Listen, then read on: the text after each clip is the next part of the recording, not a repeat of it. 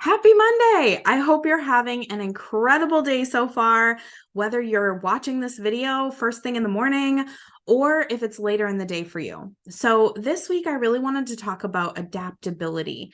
I think there's a lot of resilience in being able to adapt to your environment, and especially as changes continue to occur in the economy and things that are really outside of our control, we have to learn to be more resilient and flexible to adjust to the needs of our customers, ourselves, our environment, all of those things in a way that feels good to us. And so you might have heard the buzzword a lot since COVID, pivot. And yes, it's overused. And yes, it can be a little annoying, but there is value in this word pivot.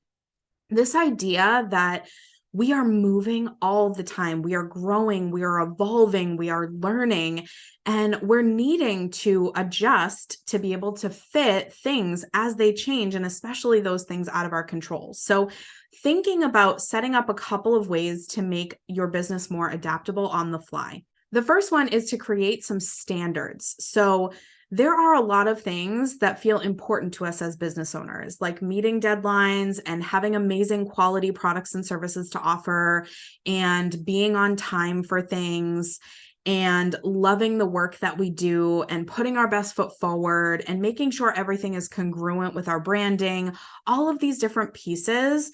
But when push comes to shove, which of those needs to fall down a little bit in the scale of importance? Which of those can be sacrificed for the greater good? Coming up with a list of prioritized values and standards within your business can help you make decisions quicker and adapt with less friction.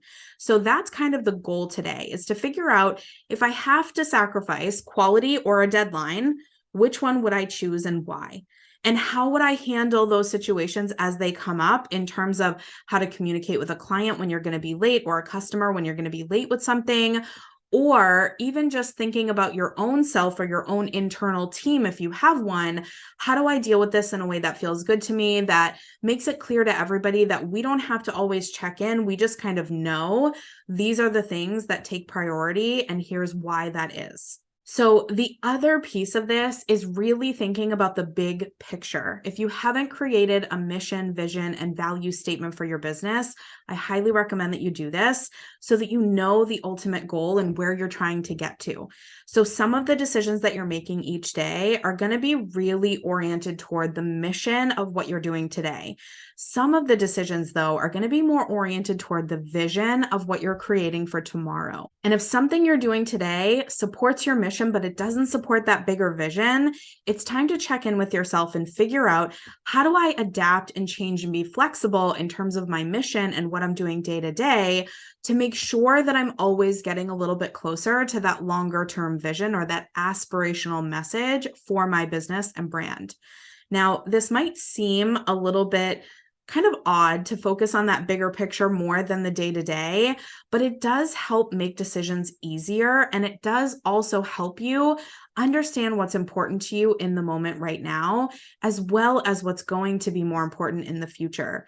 So, eating the piece of chocolate cake today might feel like it's really needed and something that you really want, but does it contribute to your bigger picture goals in a meaningful way? And sometimes it does, because your mental health or your physical health or just your desires, sometimes it's important to give in to your cravings and just enjoy the cake.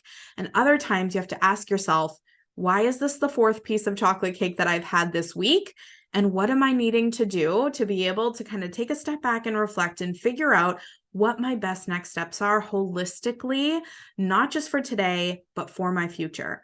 So, it's kind of a crude example, but hopefully it allows you to kind of see the patterns in your business. And as you become more adaptable as a business owner, these things will sort of help those decisions become easier and help you make them quicker, so that you're not spending a lot of time in fear or doubt or spinning out in all the thoughts and questions that come into your head.